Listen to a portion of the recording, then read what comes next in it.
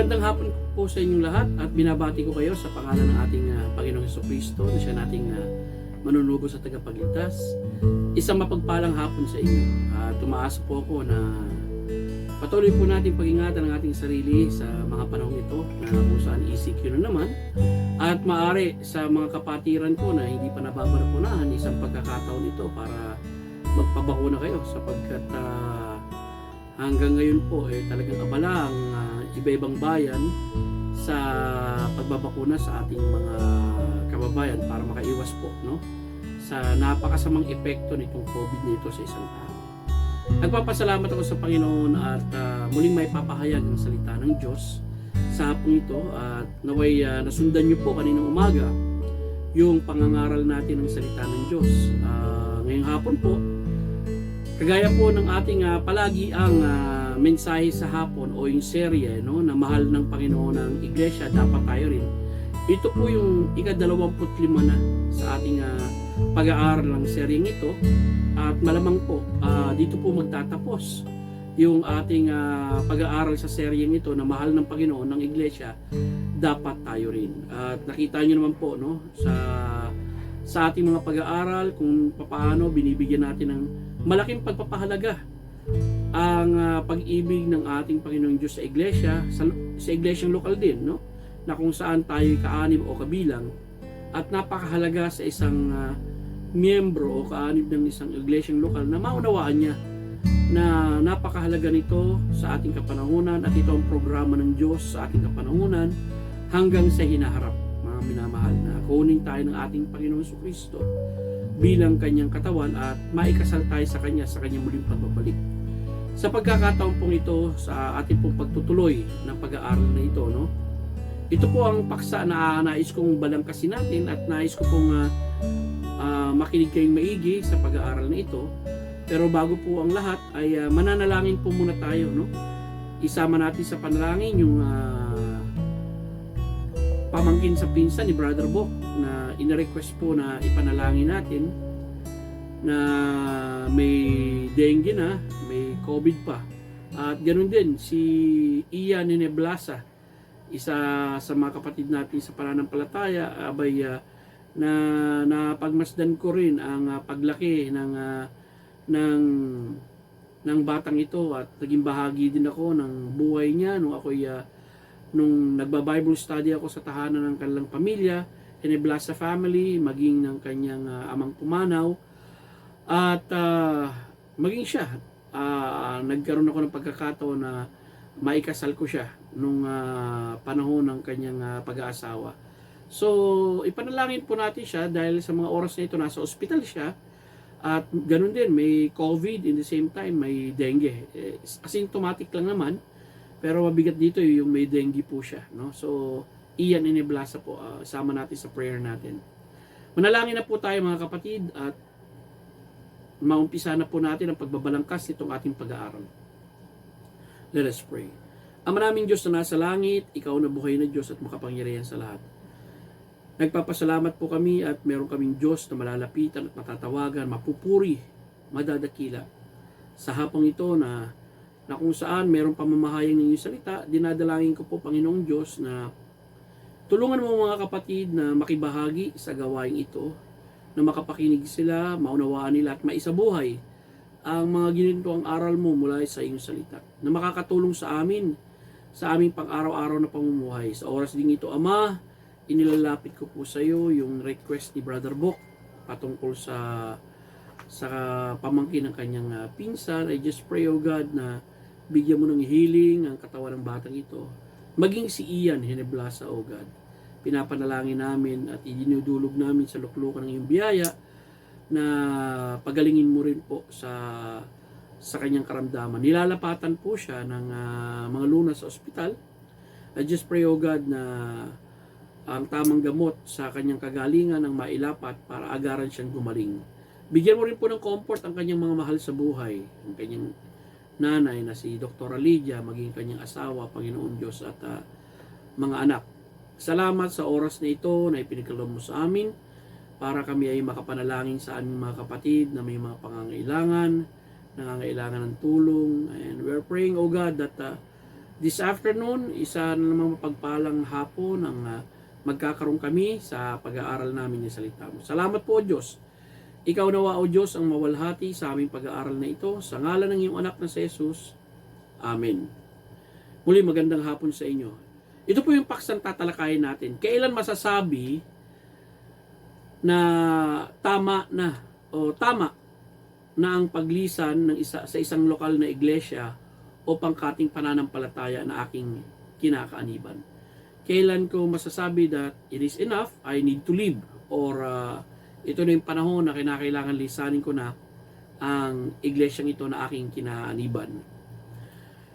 Tanggapin man natin o hindi, ang paksang kasalukuyan na tatalakayin natin ay sumasalamin sa mga tunay na nangyayari sa mga lokal na iglesia na kailangan malaman ng bawat kaanib nito. May kadahilanan kung bakit mahalagang talakayin ang paksang ito ng paglisan sa isang iglesyang lokal, no? Dahil alam naman natin na hindi basta-basta naman umaalis ang isang tao sa isang iglesyang lokal. May mga pagkakataon mali ang dahilan nila, pero titignan po natin sa liwanag ng salita ng Diyos kung ano ang mga biblikal na dahilan na pwede ko nang lisanin ang aking iglesyang kinaaniban. Tingnan po natin ang mga katotohanan ito. Actually, una, mulat tayo sa realidad na may mga tao talaga na umaalis sa pagiging kaanib ng lokal na iglesia. Dapat talakayin kasi ang paksang ito dahil may mga taong umaalis sa lokal na iglesia bilang kaanib na ang dahilan ay salungat sa maliwanag na sinasabi ng salita ng Diyos na nagdudulot ng sakit, ng kalooban, pagkalito sa ibang mga miyembro, nagugulo ang kapayapaan at masayang samahan sa loob ng iglesia, na andyan nagbibigay ito ng katitisuran sa mga mananampalataya o sa mga hindi mananampalataya na nakaalam. Nakaka-apekto rin ito sa pagsulong ng gawain at nagbibigay ng lamat sa magandang relasyon sa mga magkakapatid sa pananampalataya. Nangyayari po lahat ng bagay na yan kapag merong mga pagbukod o paghihiwalay na nangyayari o paglisan na nangyayari sa isang iglesia. Ang Biblia ay nagbibigay ng sapat na dahilan sa isang kaanib na magkaroon ng lehitimong dahilan ng paglisan. Sapagkat kung tayo ay umaanib sa ikawawalhati ng Diyos, nawa sa ating paglisan, makapagbigay din ito ng kalulatian ng Diyos. Kaya napakahalagang talakayin itong paksang ito, mga minamahal. Dahil naniniwala ko, makakatulong po ito upang malaman natin na may lehitimong paglisan na ginagawa ang isang kaanib ng isang iglesia, dahil voluntaryo rin naman na naging kaanib siya ng isang iglesia. Ano-ano ang maliwanag na sinasabi ng Biblia na magiging basihan ng paglisan ng isang kaanib sa isang lokal na iglesia? Tingnan po natin, no? Para ma-appreciate po natin ang pag-aaral nito. Naniniwala ko na makakatulong dagdag kaalaman nito sa ating mga kapatid na maaari sa hinaharap may mga pagkakataon na lilisanin nila ang iglesyang kinaaniban nila. Una po, nais kong makita ninyo, kapag ang iglesia ay tumalikod sa dalisay na ebanghelyo at pangangaral nito. Kapag dumating ang punto na yung iglesyang kinaaniban mo ay tumalikod sa dalisay na ebanghelyo at pangangaral nito. Tandaan niyo po, no? Sa Biblia, maliwanag po yung ebanghelyo ng ating Panginoong Jesucristo na si Kristo na namatay, inilibing at nabuhay na muli. At sa pamagitan ng ebanghelyo ipinangangaral natin, ito ang kapangyarihan ng Diyos sa ikaliligtas ng sinumang mananampalataya, sinabi sa Roma 1, talatang 16. Now, sinabi nga ni Apostol Pablo sa aklat ng Galacia, kaya ganoon na lang kabigat ang sulat niya rito dahil sa may mga kapatiran dito, talagang biglang nagbago ng kaisipan, no? Na talagang ikinamangha ni Apostol Pablo. Galacia 1:1-2. Ako'y namangha sa kaparaanan kung bakit napakadali ninyong lumayo sa tumawag sa inyo sa biyaya ni Kristo patungo sa kakaibang uri ng ebanghelyo. Hindi ito talaga kakaibang ebanghelyo maliban na may ilang mga tao na gumugulo sa inyo. Ibig nilang palitan ang ebanghelyo ni Kristo. Subalit, kahit kami o isang anghel man na mula sa langit ay mangaral ng ebanghelyo na salungat sa ipinangangaral namin sa inyo, sumpain nawa siya ng Diyos. So dito napakabigat nung statement na ibinigay ni Apostol Pablo, no? Sumpainawa siya ng Diyos. Actually, 2 ulit na sinabi ni Apostol Pablo itong katagang ito na doon sa mga taong nangangaral ng ibang ebanghelyo. Pero alam naman natin kapag ito'y dumating po sa inyong church at magsisimula po ito sa pamunuan, no? So, maaari lamang na kinakailangan kausapin nyo muna yung pastor nyo at linawin ninyo, tayo ba'y tumatalikod na dun sa talisay na ebanghelyo na ipinangangaral ng iglesyang ito. At nagbago na tayo ng ating mensahe sa paraan ng kaligtasan na ginawa sa ating ng Diyos. Or kung may mga tao man na naroon sa loob ng church na nagkakalat ng ibang ebanghelyo at yung pamunuan hindi binibigyan ito ng pansin, kundi hinahayaan lamang ito, ibig sabihin may pagsangayon yun sa namumuno. Okay? So ito ang unang kadahilanan kapag dumating na yung panahon, no? Kapag ang iglesia ay tumalikod sa dalisay na ebanghelyo at pangangaral nito. Ikalawang bagay na nais ko pong makita ninyo, kapag ang iglesia ay nang hawak na sa mga hidwa o maling katuruan, no? Kapag ang iglesia ay nang hawak na sa mga hidwa at maling katuruan. Tingnan po natin sa isang talata na sinasabi rito. Sa unang Timoteo, Kapitulo 3, talatang 1, yung larawan na sinasabi rito ni Apostol Pablo ay mangyayari sa inaharap. Na maari, no, na maengganyo ang kinaaniban yung simbahan o maging namumuno rito ng mga hawak ng maling katuruan. Ngunit maliwanag na sinasabi ng Espiritu na sa huling panahon ay iiwan ng ilang tao ang pananampalataya at bibigyan pansin nila ang mga espiritong mapanlinlang at ang mga katuruan ng mga demonyo. So, napansin niyo po, no, katuruan ng mga demonyo. Ang mga taong ito ay nagsasalita ng kasinungalingan na may pagpapaimbabaw ang kanilang budhi ay pinaso. Ipinagbabawal nila ang pag-aasawa at may pinagbabawal sila na pagkain na nilikha ng Diyos upang tanggaping may pasasalamat ng sumasampalataya at nakakaalam ng katotohanan. Ito ay sapagkat ang lahat ng nilikha ng Diyos ay mabuti na dapat tanggapin may pasasalamat at hindi ito dapat itakwil. Ito ay sapagkat pinapaging banal ang mga ito sa pamagitan ng salita ng Diyos at panalangin. So dito makikita natin may mga taong nagtatakwil sa pananampalataya, no? Doon sa mga pinangahawakang katotohanan na maliwanag sa sinasabi ng salita ng Diyos. Now, kapag dumating po yung bagay na yan, binago na yung daan ng doktrina, maging yung confessions of faith ninyo, no? Yung mga mahalaga at fundamental na katuruan doon, masasabing pinalitan na yun at iba na ang itinuturo. Ibang usapan na po yan. Hindi na ho kayo nag-iimbita ng pagpapala mula sa Diyos, kundi paghahatol na ng Diyos. Dahil yung iglesia na nangangaral dapat ng katotohanan, kasinungalingan na. At aral ng demonyo ang kanilang daladala na.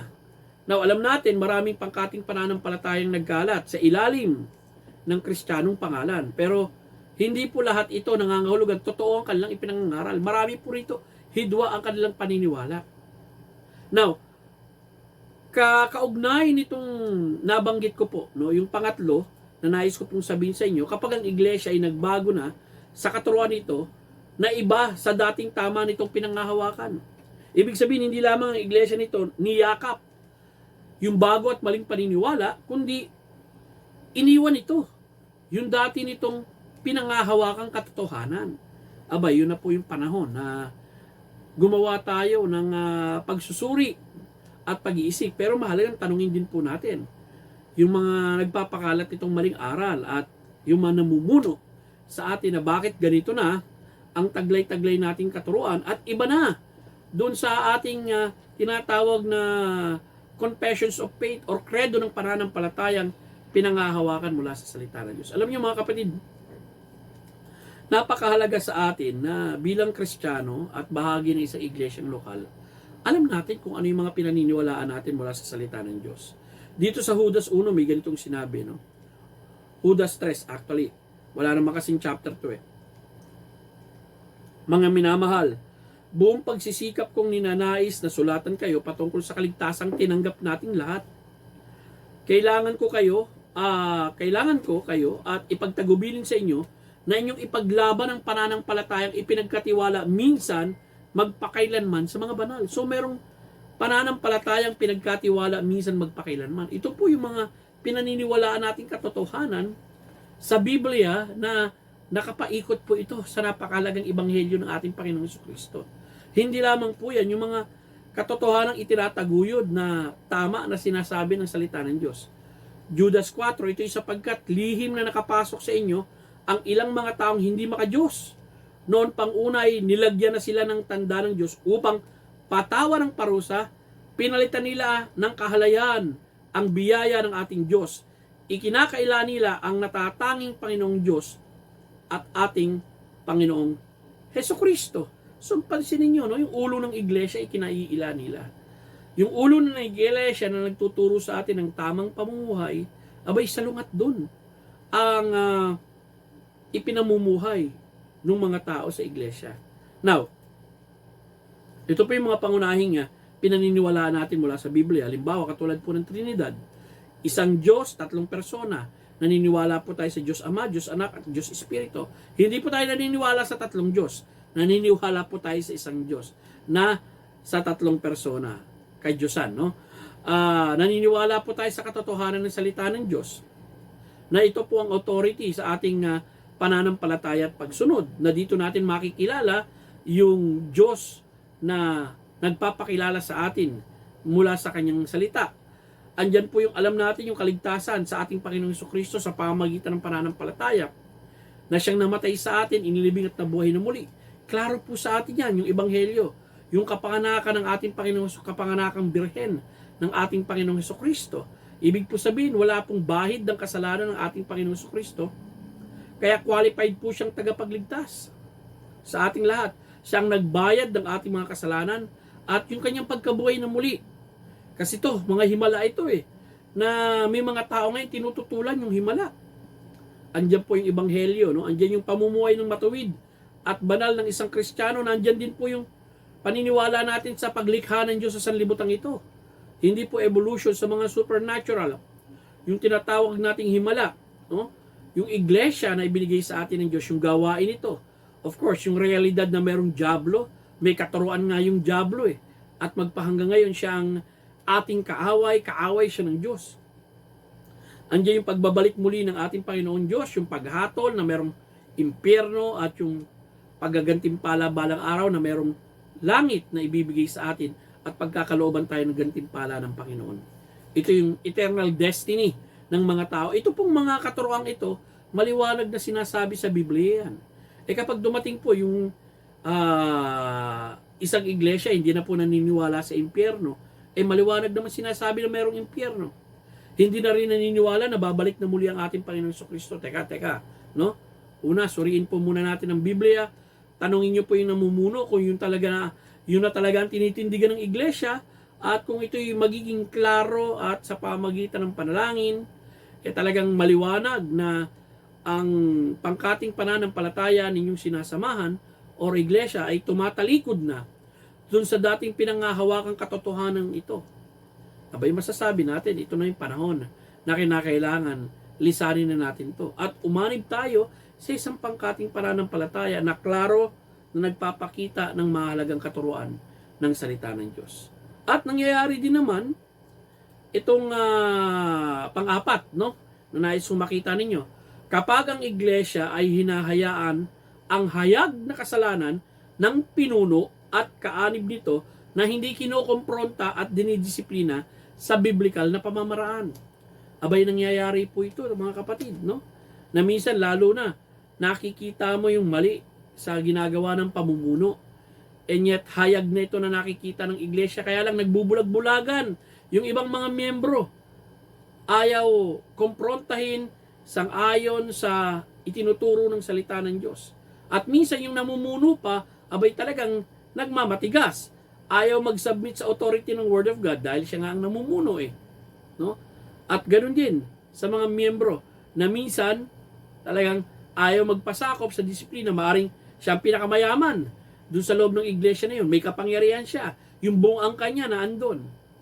Pero teka lang, tandaan ninyo, ang Biblia, ang otoridad nating lahat. Maging sino man tayo, wala po itong pinipili. Kaya kung mayroong hayag na kasalanan na ginagawa sa loob ng iglesia, pinuno man o miyembro man, abay kinakailangan ito'y kumprontahin at disiplinahin sa biblical na pamamaraan. Pastor, paano kung hindi na ginagawa yung bagay na ito? Well, tignan po natin yung sinabi ni Apostol Pablo rito, no? Sa unang Korinto 5:1-3, kung di niya nga pinagsabihan itong mga mananampalataya sa Korinto, mukhang walang gagawing hakbang eh. Sabi rito, karaniwang naiulat sa akin na mayroong pakikiapid sa inyo. Ang isa sa inyo ay nakikisama sa asawa ng sarili niyang ama. Ito ay uri ng pakikiapid na hindi ginagawa maging ng mga hintil. Nagmamalaki pa kayo sa halip na magdalamhati upang maitiwalag sa inyong kalagitnaan ang gumagawa nito. Ito'y sapagkat wala ako sa inyo sa katawan, ngunit ako yun nasa inyo sa espiritu. Kaya nga, nahatulan ko ng gumagawa ng bagay nito na gaya ng ako ay naririyan sa inyo. So alam naman natin, hinimok ni Apostol Pablo na gumawa ng hakbang itong iglesia sa Korinto doon sa nangyayari na kasalanan sa loob ng kanilang iglesia. Ngayon kung hindi po ito bibigyan ng tugon, kasi nga yung gumagawa nito ay pinuno or maging yung miyembro dito ayaw galawin ng pinuno, abay mag-isip-isip ka mga kapatid. Alam mo yung nangyayari kasi dyan, hindi lang po bumababaw yung standard ng church, kundi ang nangyayari po, nawawalan ka na ng moral compass, no? Kumbaga, hindi mo na alam kung anong tama at mali. At ang nakikita mo kung ano yung mali, yun ang tinatanggap. At kung ano yung tama, yun ang ayaw gawin. Abay, magkakaroon tayo ng problema niyan. Bakit pa tayo nag-aaral ng Biblia para makita natin yung katotohanan at mabuhay sa katotohanan? Yet, pagdating sa mga ganitong uri ng suliranin, mga minamahal, mahirap magsalita. Pero nawa sa tulong ng Diyos, mga kapatid, no? Abay, dapat maninindigan tayo. Itong isa sa mga dahilan na kinakailangan mo ng lisanin yung iglesyang iyong dinadaluan. Sa unang Timothy 5:17-19, gusto ko mabasa niyo po ito kasi may sinabi rito patungkol sa isang pastor, no? Patungkol sa isang matanda sa church. Sabi rito, kung paano siya susuportan. Inumpisahan kasi ni Apostol Pablo, napakaganda ang pagtulong do sa isang manggagawa ng Diyos o isang pastor sa iglesia. Pansinin niyo, ang mga matanda sa iglesia na nangangasiwang mabuti ay ibilang na karapat dapat na tumanggap ng iba yung pagpapahalaga. Lalo na ang mga nagpapagal sa salita at pagtuturo. Ito'y sapagkat sinasabi ng kasulatan, huwag mong busalan ang baka habang gumigiik, at ito'y nagsasabi ang manggagawa ay karapat dapat sa kanyang sahod. So dito makikita natin yung pagtulong at pagbigay sa isang naglilingkod sa gawain sa iglesia, no? Lalo na ang mga pastor. And then, binigyan pansin ni Apostol Pablo dito sa verse 19 and 20, maliban sa 2 o 3 saksi ang magharap ng paratang laban sa isang pastor o matanda sa iglesia, huwag mo itong tanggapin. Ibig sabihin, mga kapatid, no? Kung may paratang sa isang pastor na may ginagawa siyang mali o kabalastugan, kinakailangan merong witnesses na magpapatotoo nito. Okay? Kung isa lang, sabi rito kasi, 2 o 3 saksi ang magharap ng paratang laban sa matanda sa iglesia, huwag mo itong tanggapin, no? Kung ito ay isa lang. Ang mga nagkakasala ay sawayin mo sa harap ng lahat upang ang iba ay matakot. Sino? Sa verse 20 po ang sinasaway, pastor. No? Sa verse 20 po ang sinasaway yung isa sa matanda sa iglesia. So, ibig sabihin, maging ang pastor, sakop siya sa authority ng church. Sa authority ng Word of God, kinakailangan mag-submit siya kung siya ay sasawayin. At ito, makikita natin, public discipline to eh. Kaya nga lang po, no, nangyayari, minsan kabaligtaran. Kapag dumarating na yung pagkakataon na yung pastor na ang sinasaway ng salita ng Diyos, abay ayaw magpasaway. At ang ginagawa, tinataboy yung mga tao na naninindigan sa katotohanan. Tuloy po tayo. Panglima, kapag ang isang kaanib ng iglesia ay nagbago sa kanyang paniniwala sa mga pangunahing pinangahawakang turo ng iglesia. Ito naman po, no, doon sa mga kaanib. Kasi hinihimok din natin yung mga kaanib natin na maging palaaral, biblically informed. Okay? Matutunan nila yung mga katotohanan at kalaliman ng salita ng Diyos. At minsan talaga na ang isang tagapagturo or minsan ang iglesia naman kinakailangan nag-go-grow yan sa kaalaman. No? May mga pagkakataon talaga na nangyayari na maaring may isang kaanib, hindi niya na sinasang-ayunan yung pinangahawakang turo ng iglesia. Ngayon, kung ikay kaanib, abay, wag mong awayin yung church. No? Kung sa tingin nyo, pinagtatalunan nyo lang gray areas na pwede namang isupersede ng pag-ibig, ay tanggapin mo. Ngayon, kung hindi mo malunok yung turo, halimbawa, nandun ka sa isang church na masasabi nating naniniwala ka sa doctrine ng election, kaya lang yung pastor mo, masasabi mo Arminian at Evangelical Arminian, and yet, huwag kang manggulo dun. Okay? Umalis ka na lang. Magpaalam ka ng maayos. Diba? Kasi nangyayari naman yan eh. At maaring mas lumalim ang kaalaman mo patungkol sa doctrine of grace, at maaari yung pastor mo hindi ganun kalalim ang kanyang pagkakalam, pero hinihimok mo siya na tinutulungan mo siya na pag-aralan din yung napag-aralan mo. Kung dumating ang panahon na hindi ganun ang magiging stand niya, abay, wag mong guluhin yung church. Lumiban ka na lang. Okay? O kaya, lisanin mo at humanap ka dun sa church na angkop dun sa nasumpungan mong pananampalataya. O, na aral na pinangahawakan mo na maaring iba na o salungat na dun sa pinangahawakan ng church. Nangyayari naman po yan. No? Pansinin po natin dito. John 2 verse 19, bagamat ito, masasabi nating sibir to. Kasi yung mga humiwalay rito, mali ang doktrina nila eh. Yung mga naiwan, sila Apostol John, tama ang kanilang doktrina. Pero, nangyari yung pagbukod. Sabi rito, humiwalay sila sa atin, subalit hindi sila kaibilang sa atin. Sapagkat kung talagang kabilang sila sa atin, nanatili sana silang kasama natin, ngunit umalis sila upang mahayag na silang lahat ay hindi kabilang sa atin.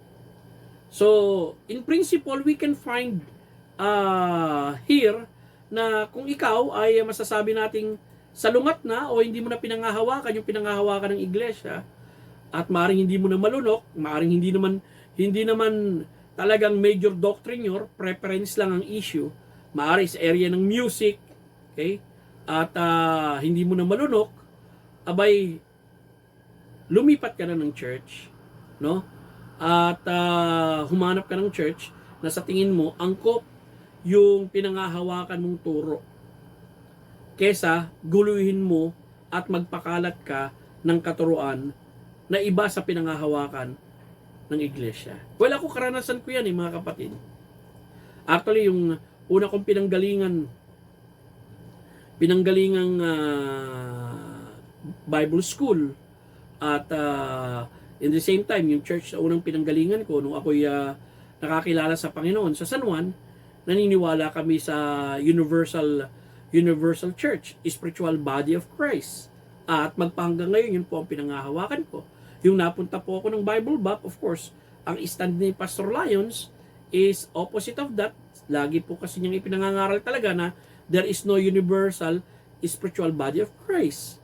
So dahil ako yung worker doon at manggagawa doon, of course, magsasubmit ako sa authority nila, at hindi ko naman ikakalat sa mga miyembro yun para maging malaking issue yun upang ikagulo ng mga kapatid sa pananampalataya. Of course, since I'm under their authority, I need to listen to them, at nakikinig naman po ako sa kanila. Ngayon, ako'y nagpapastor na, maliwanag na pinag-aralan natin ng Biblia, at nakita natin na there's a spiritual body, universal body of Christ that is composed of all believers. At alam ko rin naman ang history kung bakit may mga pastor ang itinuturo lang nila local church, that there is no universal spiritual body of Christ. Alam ko po ang history noon. At kailan nagsimula yung teaching na yon na sa kasaysayan. So, ganun din po, no? Whether ang issue nyo ay eschatology, whether ang issue nyo ay ecclesiology, no? Kung meron na po kayong pagkakaiba o pinangahawakan, kung kaanib ka, na iba sa pinangahawakan doktrina ng iglesia, at maaring hindi mo na malunok yung mga sinasabi ng pastor, abay, lisanin mo na at humanap ka doon sa church na sa tingin mo angkop doon sa pinangahawakan mong turo. Ganun lang po yun. Kesa lumikha po tayo ng pagkakabahabahagi.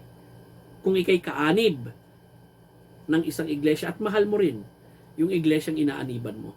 Well, may sabi ko nga sa inyo, may lihitimong paraan na makapagbibigay kaluwalhatian sa Diyos kapag ikay lumisan sa isang iglesia. Ano pa po? Yung pang-anim, kapag meron diktador at abusadong namumuno na salungat sa pamumuno ni Kristo sa kanyang iglesia. Alam niyo ang kagandahan sa atin na mga Kristiyano, meron tayong Biblia eh.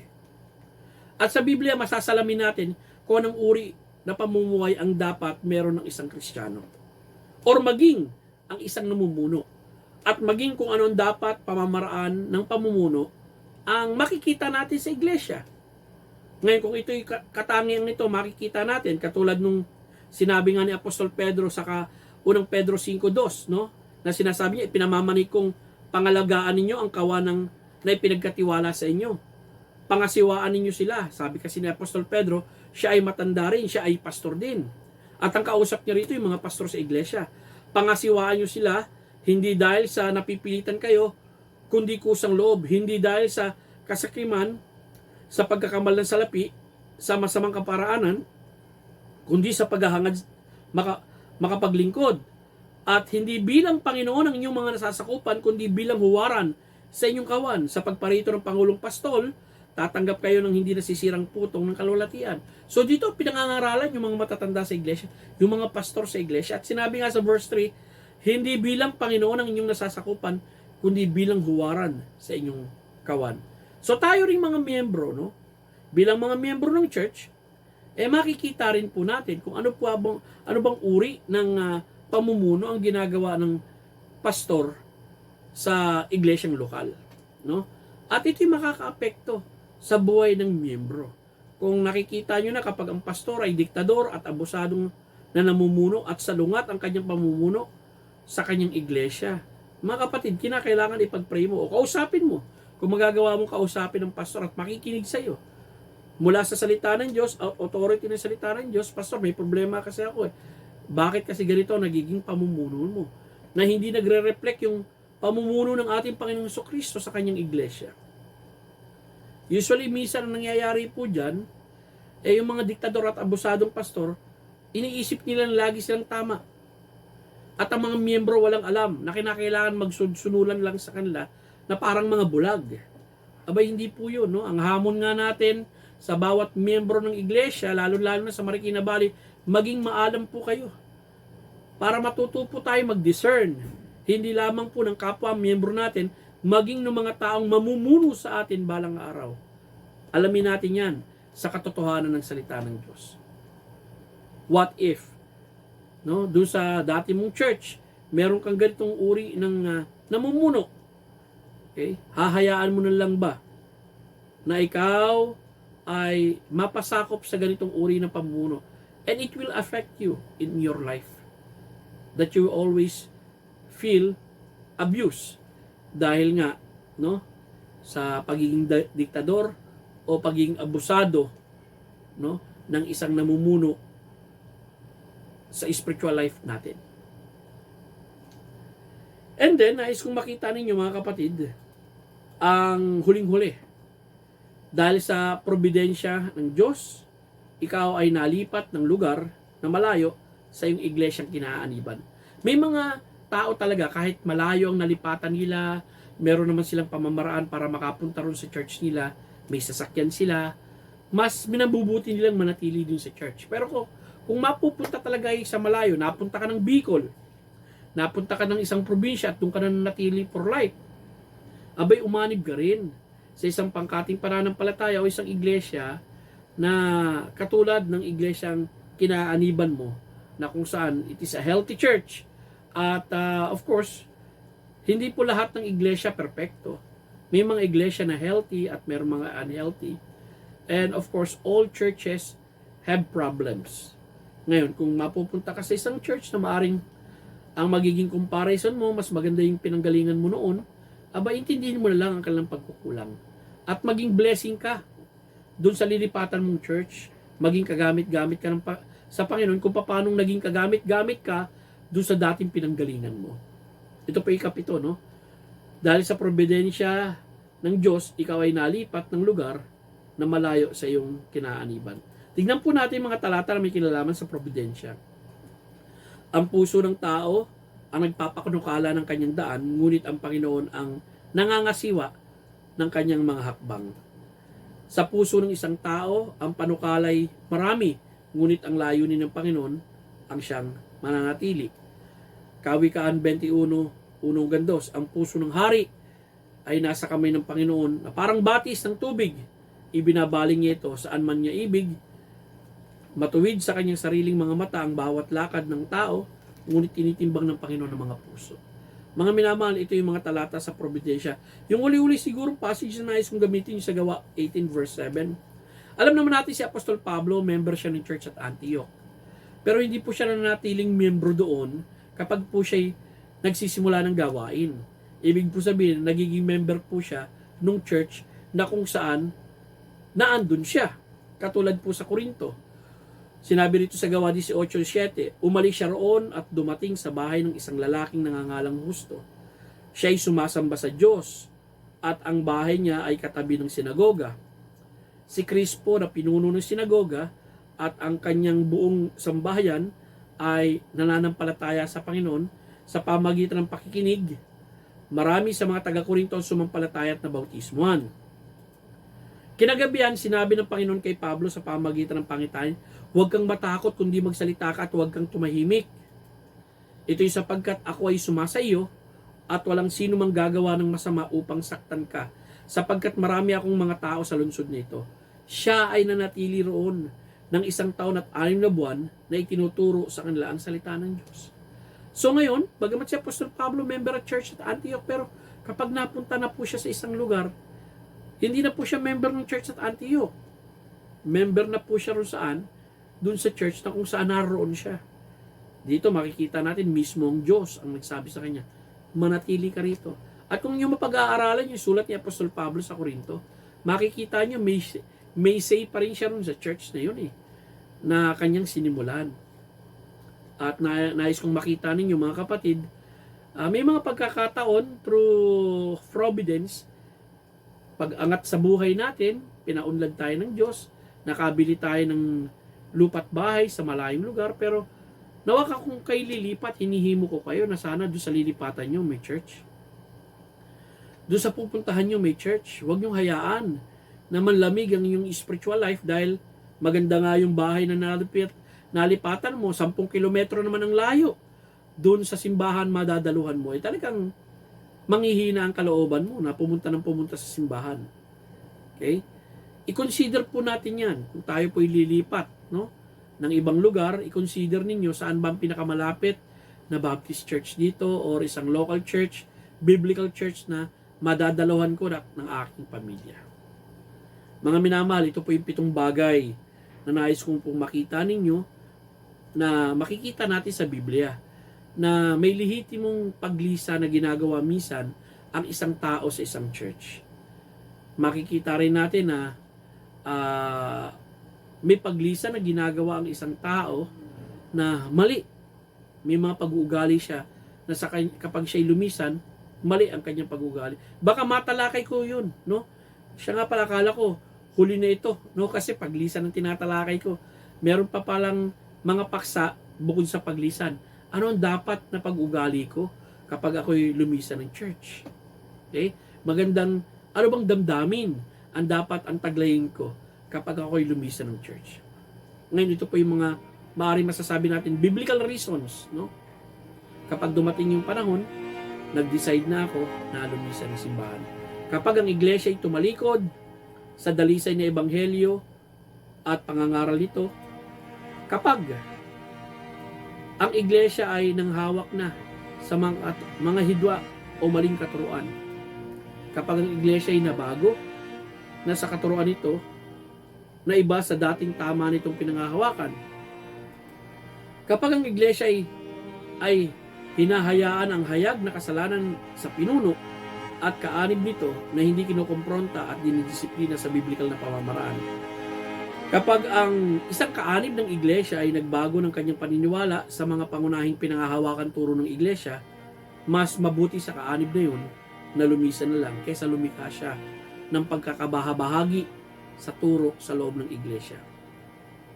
At kapag may diktador at abusadong namumuno na salungat sa pamumuno ni Kristo sa iglesia. At ang huling-huli, dahil sa probidensya ng Diyos, ikaw ay nalipat ng lugar na malayo sa iyong iglesia na kinahangipan. Mga kapatid, I think you need to pray and to make major decisions na lumipat doon sa iglesyang malapit sa lugar mo. Magandang hapon po sa inyo lahat mga minamahal at umaasa po ako na itong katuruan na ito ay makapagbigay dagdag kaalaman sa atin sa mga pagdidesisyon na gagawin natin sa ating buhay bilang mga mananampalataya. Lalo-lalo na kapag tayo ay lilisan sa isang iglesia. Meron pong paraan na lihitimo at tama na makapagbibigay ng kalulitayan sa Diyos kapag tayo lumisan sa isang iglesia. Magandang hapon sa inyo at manalangin na po tayo. Ama naming Diyos na nasa langit, Ikaw na buhay na Diyos, nagpapasalamat kami sa pribileyo na natapos kami sa pag-aaral na ito. Buksan mo ang aming kaisipan na mapanghawakan ito sa aming buhay, ang mga katotohanan ito, at tulungan mo kami bilang mga responsableng mga kaanib ng isang iglesyang lokal, Ama. Tulungan mo po kami, Ama, na maging maalam sa iyong salita.